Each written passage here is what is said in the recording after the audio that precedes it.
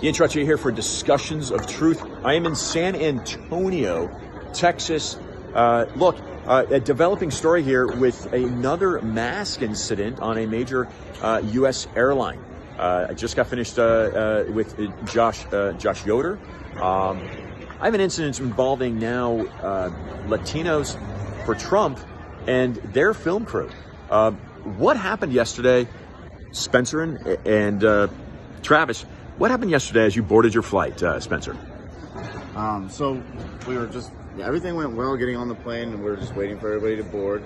It was a pretty empty plane, so we're kind of shuffling around. You know, after everybody boarded, we kind of shuffled around, and that drew the attention of the flight attendant saying, "Oh, you can't sit in these seats, they're extra money, blah, blah." I was like, okay, we'll move over. You know, where can I sit? There's plenty of empty seats. We don't want to be crammed together. She said, go sit over behind this one gentleman in an empty seat, and it was totally cool, and she was just hanging out right there.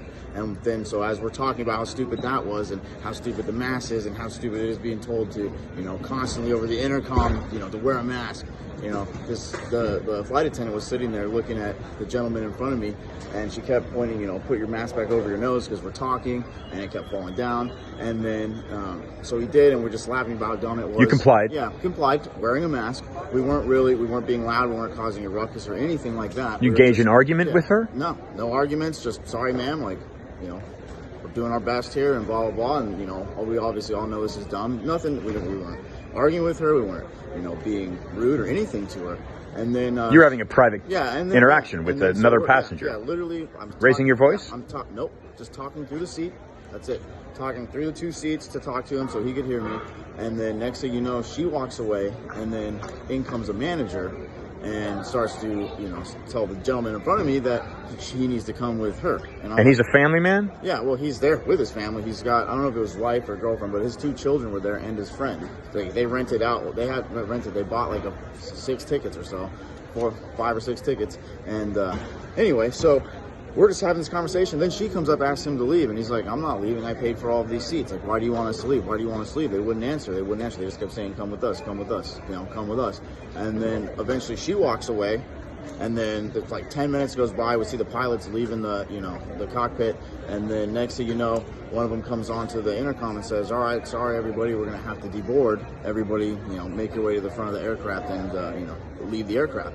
And as everybody's walking out, there's like 8 uniformed police officers in the causeway between the building and the airplane, and they grabbed. Did you know why you were being deboarded?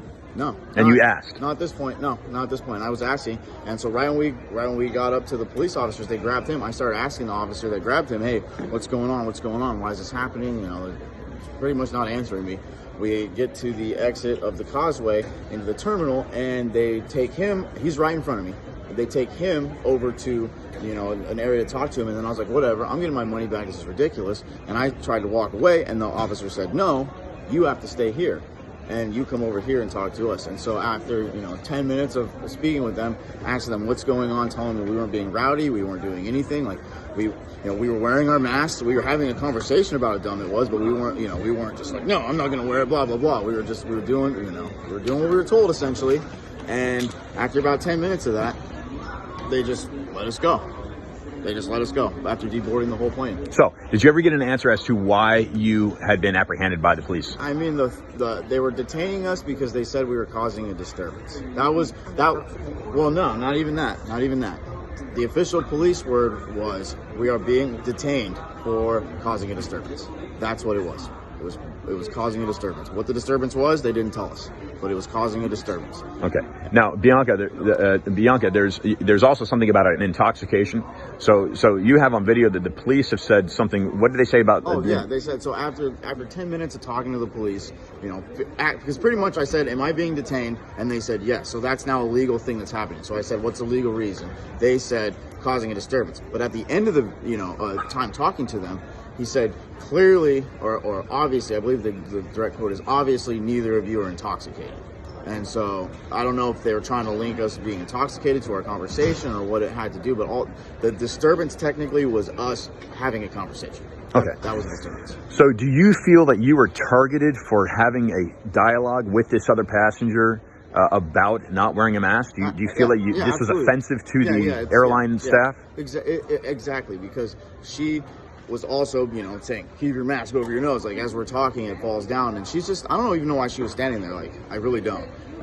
She was brought over there because I switched seats. Apparently, you're not allowed to do that on an empty plane. But then she gave you permission. But yeah, to change seats. But she pointed out a seat I could switch to, so we weren't sardine packed, and which was fine. And I went to that seat. But then she stayed there, and then, you know, we're laughing about just how dumb all of it is. Just all of this, the constant announcements, the constant, you know, over the plane intercom, please wear your mask. The only way it helps you is if you wear it over your nose and your mouth. You know, the same crap. That's, you know, it's all crap. So. But we weren't. But you were calling it disturbance. No, we were talking. And you weren't arguing with any other passengers. Literally not even talking to any other passengers. Not talking to any flight attendants. Not talking to anybody. We were literally just talking to each other. And next thing you know, they're asking him to get off the plane, and he's saying, "No, I paid for these tickets. I'm not getting off the plane." Yeah. So you feel you were targeted for having a discussion about not wearing a mask, even though you're wearing a mask. Yeah, exactly. Yeah. Okay. Now, here's another element that services who you have now your employer. In the sense of the person who's paid for the contract to hire you to do the film. This is Bianca Gracia. Bianca, what do you feel has happened here? So I think that they were targeted. Number one, there's a couple of things that are crossing my mind. I had to come back and pick them up at the airport. They actually had sent me a picture because I said, make sure that you let me know you guys are on the flight, that everything's gone well, because they couldn't check in. They wouldn't let them check in. As we were coming to the airport, they had not checked in.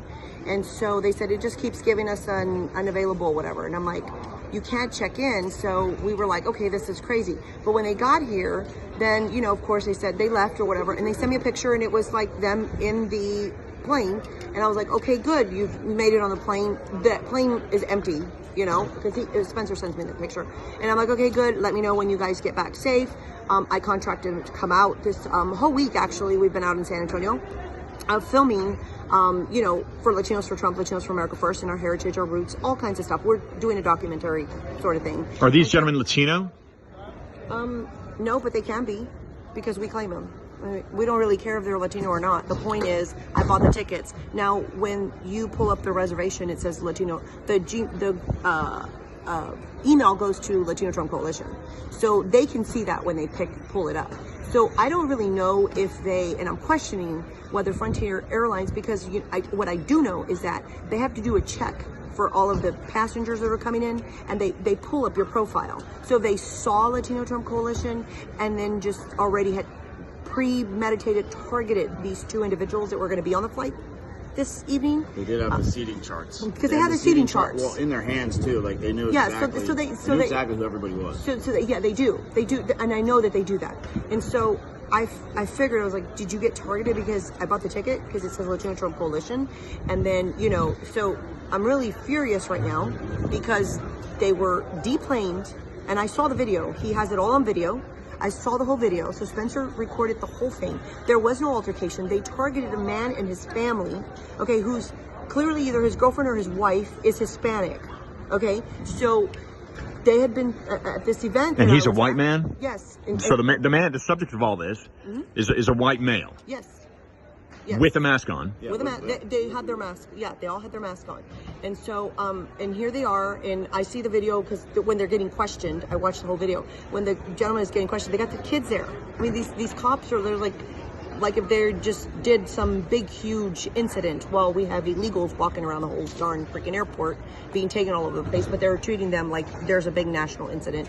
And so this is really pissing me off, right? So, I'm watching the video and I see this and I am like, you know, I'm infuriated. And so I had to come back and pick them up and take them back to the hotel so that they could have somewhere to sleep for the night, because they were not allowed to get back on the flight. And clearly the officer on the video says you're clearly not intoxicated or not, whatever.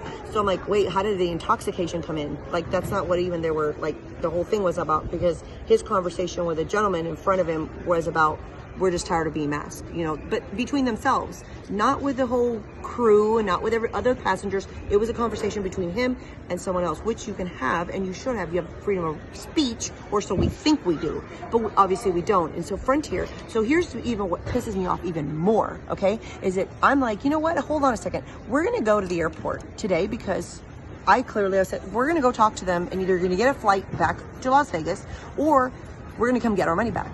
So we show up to the airport, and as you can see behind me, look at this. Nobody here. Thank you for choosing Frontier Airlines. Our agents will be available to assist you only 2 hours, prior to your scheduled departure time. So we go to the board there, and guess what? The board, yeah, over there, departures. There's only one Frontier flight that leaves at 9 p.m. every night. That's it. So we'd have to be here till 7 o'clock to talk to somebody, to address somebody. So it says if no one is here, you call the 800 number. So we've been sitting here already for what, 2 hours? We've called the 800 number that they tell us to call there. And needless to say, guess what they tell Spencer? It shows that you were boarded and doesn't show that you've ever were taken off the flight. There's no notes in the account. There's nothing in the account. So according to the flight, they are supposed to be in Las Vegas right now. Okay, so how do you lose passengers? Hold on a second. We have a federal problem here because you cannot say that there's passengers on your flight. That is a huge TSA problem, FAA problem. Okay, we need to be calling the FAA actually now because they're claiming these gentlemen were on the flight and they weren't. What if something had happened to that flight and you think that these two gentlemen are on the flight and you haven't documented? You have not documented that they were not on the flight. In fact, you claim that they did fly. Somebody has to answer some questions. Need help? Really? With a question mark. Yeah, I'd say we need help. We sure do. And as the president of Latinos for Trump and hiring my film crew here, I'm extremely pissed off right now because I really feel that they were targeted either because of their conversation that made someone feel uncomfortable, which is a flight attendant. Okay, a personal conversation between Attendant Tyranny. Yes, between two passengers, or you saw Latino Trump Coalition on the reservation and you decided to target them already before anything happened. You knew you were going to do something to them. So maybe they were sitting together and you went after the man in front of him, but really for Spencer, or you were doing something that you weren't supposed to do. The whole point of it is here that now we have a flight that shows on the manifest that there was two passengers on it. It's more than that. That there was not. There's no record at all of anybody being deplaned. Yeah. There's no record of every single person on that flight was asked to get off the flight. There's no record of that at all. So. And how do you know that? Well, because you just called. Yeah, there's no. Do you have a recording of that? Yeah, we have a recording of us calling him and him confirming there's no record of anybody being taken off the flight. So we're awaiting a self-testimonial from the man that is the subject of this, the man that was taken off the flight. You two were involved, and we'll get your angle in a second here. You two were involved, but this man named Nick, he and his family were the target of all of this. And it seems to be because of a conversation over your dissatisfaction and his dissatisfaction, two Americans with free liberties, over wearing masks. And now we have a lot of questions. Now and Bianca, no one is here to answer. Yeah, that's no the biggest problem. No one's here to answer. There's no record of anybody. So I mean, and they pulled me aside. This gentleman here, what is your experience? You're working with Spencer. Yeah, Bianca. Your name is what now? My name is Travis, and also working with this project. But I was about 10 seats in front of this whole incident. But long story short, for me, I didn't get to witness right in front of me exactly what happened at the back of the plane. But what I did witness is the fact that one or two flight attendants had one issue with one or two people on a plane, had enough power with their opinion to pull out 8 cops, deplane the whole plane, and grab whoever they wanted to grab. And the issue that I have with all of this is nobody but a few people stood up for this man and his family. This stuff has got to stop. It's done. We have to, like, this has got to stop. They sent no investigation. Yeah. Flight attendant tyranny? Yeah. They sent no officer to investigate the other side of the story.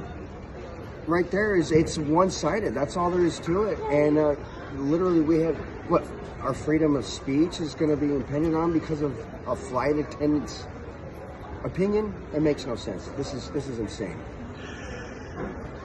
So final comments, Spencer, final words. You were escorted off a plane, Yeah. facing possible arrest for Yeah, no apparent facing- reason. For no apparent reason. Facing possible arrest, being detained by 8 police officers while they, conduct an investigation when no other people were interviewed, no other witnesses were interviewed. It's literally, the point is, it's flight attendant tyranny, and we're all recognizing this. We're all seeing this everywhere we go. It's evolving from just simply put on your mask. It's going to do as I say, do exactly what I say, or you're going to be fined. You're going to be put in jail. I have the ultimate power because it's constant threats. You guys hear it too. You hear it too. All flight. It's federal violation to do this. It's against federal law if you don't listen to us. You could be subject to fines, and they're handing out unconstitutional fines all the time. I mean, I'm hearing of people getting fined $50,000 for not wearing a mask. I've heard of even more than that. But you were wearing a mask, clearly, well, yesterday. but that's what I'm saying. But that's just what it is. Like, this is what it all encompasses. Is You can't even now talk about not wearing a mask. Is that what you're saying? Flying used to be fun. Flying used to be a good time. It's not anymore. We got to take our shoes off like we're in prison. Just going through security here. I opted out of the little, machine thing that you do this and they just, whatever that does to you. I opted out of that to go through the metal detector. They didn't even take me through the metal detector. They brought me around all of it and patted me down, like, very lazily. No, I was telling the guy, I literally told the guy, I was like, I could be hiding a gun in my butt cheeks and you wouldn't even know right now. And he just laughed about it. I was like, so this is all just a big joke then. So why are we subjecting ourselves to this? Is it a conditioning? Is it a social conditioning? I don't know what's going on. I mean, why are we forced to go through all of this just so we can go fly to a different city? I mean, are we that scared? Like, what's the point? Are we just going to keep giving these people more and more power until they're walking around with handcuffs and their keys clanking between the aisles, between all the chairs, and just pretty much with a billy club in their hand? Is that what we want? Is that what we're going to do in our airports now? Are we going to give these people that much power that they can essentially kick everybody off of a plane, ruin everybody's schedule, and then not even make a note of it and just pluck people out of the crowd and say, you did something wrong, so now you're going to be interviewed? Not just ruin someone's schedule, Spencer.